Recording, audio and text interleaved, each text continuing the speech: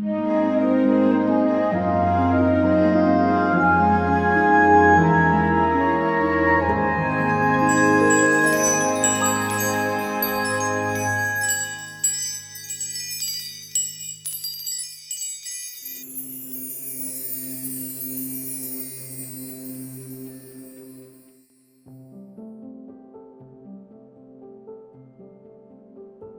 17일) 화요일 아침, 보리떡입니다. 오늘 함께 볼 말씀은 사무엘하 1장 17절에서 24절입니다. 다윗이 사울과 그의 아들 요나단의 죽음을 슬퍼하여 조가를 지어서 부르고 그것을 활노래라 하여 유다 사람들에게 가르치라고 명령하였다. 야살의 책에 기록되어 있는 그 조가는 다음과 같다. 이스라엘아, 우리의 지도자들이 산 위에서 죽었다. 가장 용감한 우리의 군인들이 언덕에서 쓰러졌다. 이 소식이 가드에 전해지지 않게 하여라. 이 소식이 아스글론의 모든 거리에도 전해지지 않게 하여라. 블레셋 사람들의 딸들이 듣고서 기뻐할라. 저 할례받지 못한 자들의 딸들이 환호성을 울릴라. 길보아의 산들아, 너희 위에는 이제부터 이슬이 내리지 아니하고 비도 내리지 아니할 것이다. 밭에서는 재물에 쓸 곡식도 거둘 수 없을 것이다. 길보아의 산에서 용사들의 방패가 치욕을 당하였고 사울의 방패가 녹슨 채로 버려졌기 때문이다. 원수들을 치고 적들을 무찌를 때에 요나단의 활이 빗나간 일이 없고 사울의 칼이 허공을 친 적이 없다. 사울과 요나단은 살아있을 때에도 그렇게 서로 사랑하며 다정하더니 죽을 때에도 서로 떨어지지 않았구나. 독수리보다도 더 빠르고 사자보다도 더 힘이 세더니 이스라엘의 딸들아, 너희에게 울긋불긋 화려한 옷을 입혀주고 너희의 옷에 금장식을 달아주던 사울을 애도하며 울어라. 아멘. 오늘 본문은 다윗이 사울왕의 죽음을 애도하며 부르는 애도의 노래 조가입니다. 바로 앞장인 사무엘상 31장에서 사울은 스스로 죽음을 선택합니다. 블레셋 군인이 쏜 화살을 맞은 사울은 자기의 최후가 다가왔음을 알고 무기 담당 병사에게 명령합니다. 내 칼을 뽑아서 나를 찔러라. 저 할례받지 못한 이방인들이 와서 나를 찌르고 능욕하지 못하도록 하여라. 그러나 이 말을 들은 병사가 주저합니다. 그러자 사울왕은 자기 칼을 뽑아들고 스스로 그 위에 엎드러져서 생을 마감합니다. 그러나 그 사무엘상 31장의 바로 다음 장인 오늘 본문 사무엘하 1장에서 사울왕의 죽음은 다르게 묘사됩니다. 아말렉 출신의 한 용병이 다윗에게 사울과 요나단의 전사 소식을 가져옵니다. 이 용병은 부상당한 사울왕이 자신을 죽여달라고 자기에게 부탁해서 그 부탁대로 자신이 사울왕의 목숨을 거두었다라는 소식을 다윗에게 전합니다. 이 용병은 아마도 다윗이 다음번 왕이 될 것을 알고 있었던 것 같습니다. 그래서 사울왕의 왕관과 팔찌도 거두어서 다윗에게 가져왔습니다. 그러나 다윗은 그 소식을 듣고 옷을 찢고 슬퍼하며 금식까지 합니다. 그리고 나서 오늘 본문인 이 애도가를 지어서 부릅니다. 만약 사무엘하에 나타난 이 용병의 말이 사실이라면 사울왕의 죽음은 매우 불명예스러운 죽음입니다. 이런 죽음은 이스라엘이 이해하기로는 악인에 대한 하나님의 심판과도 같습니다. 아마도 사무엘하에 나타난 이 사울왕의 죽음의 묘사는 사울왕에 대한 다윗 왕조의 평가가 개입된 것으로 보입니다. 그러나 다윗은 이 용병을 죽음으로 심판하고 애도가의 노래를 지어서 모든 백성에게 부르게 하면서 이런 평가를 바로잡습니다. 자신을 10년이나 죽이겠다고 쫓아다닌 사울왕의 전사 소식을 마주하고서 다윗은 여러 회한이 들었을 것입니다.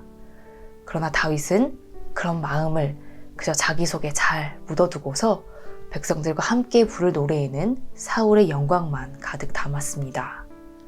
오늘 함께 읽은 본문이 바로 사울왕의 용맹함과 영광스러운 모습을 기리는 애도가 활노래라고 부르는 조가입니다. 사울왕을 따르던 사람들에게 환심을 사기 위해서 다윗이 이런 노래를 지어 불렀다는 평가도 있지만 자신을 죽이려던 원수 앞에서 그 원수의 죽음 앞에서 원망과 회한을 묻어두고 영광의 노래를 지어 불러주는 권력자가 얼마나 있을까요? 아말렉 용병으로 불명예스러운 그런 죽음을 맞이할 뻔한 사울왕은 온 백성이 부르는 이 노래로 용맹하고 영광스러운 죽음으로 기억되게 되었습니다. 다윗 왕조의 역사 기록에서 사울 왕은 늘 문제가 많은 인물로 묘사가 됩니다. 충성스러운 신하를 질투하고 없애려는 못난 인물로 묘사되고 또 제정신이 아닌 사람인 것처럼 표현되고 있지만 사울은 노년에 이르러서도 블레셋의 침입에 맞서서 최전방으로 나가 싸우는 그런 지도자였습니다. 거기에 비하면 오히려 부하들을 전투에 보내놓고 그 부하의 배우자 밧세바와 정을 통하는 그런 다윗 왕은 오히려 그의 말년이 부끄러울 정도입니다. 30살의 왕이 되어서 40년이 넘는 그런 세월을 왕으로 살면서 사울이 겪어내야 했던 그 어려움들은 얼마나 많았을까요? 홀로 나라의 운명을 좌우하는 그런 결단을 해야 했던 그런 외로웠던 순간들, 그 큰 어려움과 그 깊은 고독을 알아줄 사람은 아마 많지 않았을 것입니다. 그런데 그런 사울의 마음을 알아주는 이가 있었습니다. 바로 사울 왕과 함께 생을 마감한 그의 아들 요나단이었습니다. 사울 왕이 왕으로서 당연히 다윗 왕을 경계하고 의심할 수 있는 상황이 많았습니다. 그런 경계와 의심 속에서 다윗을 아끼던 요나단은 아버지에게 다윗을 강력하게 변호하고 사울을 애써서 설득했습니다. 또 사울 왕이 다윗을 죽이려고 혈안이 되어 있을 때에도 요나단은 아버지에게 목숨을 걸고 항의하기도 했습니다. 그러면서도 요나단은 아버지 사울 왕을 떠나지 않았습니다. 왕의 자리를 양보할 만큼 그렇게 사랑하는 벗을 아버지가 죽이려고 하는데도, 그리고 도저히 이해할 수 없는 행동을 아버지가 하고 있는데도 요나단은 사울 왕을 떠나지 않았습니다. 요나단은 아버지의 외로움들과 걱정들을 헤아리고 아버지의 곁을 지키면서 아버지가 무너지지 않도록 도왔습니다. 동시에 요나단은 다윗도 여러 번 살렸습니다. 사울 왕이 자신을 죽이려고 혈안이 되어 있을 때였습니다. 다윗이 강의 산간 지방에 숨어 살고 있었습니다. 긴 세월을 쫓겨 지내던 다윗은 두려움에 지치고 몸과 마음이 피폐해져 있었습니다. 그런 다윗을 찾아와서 두려워하지 말라고 주님의 음성을 들려준 이가 바로 요나단이었습니다.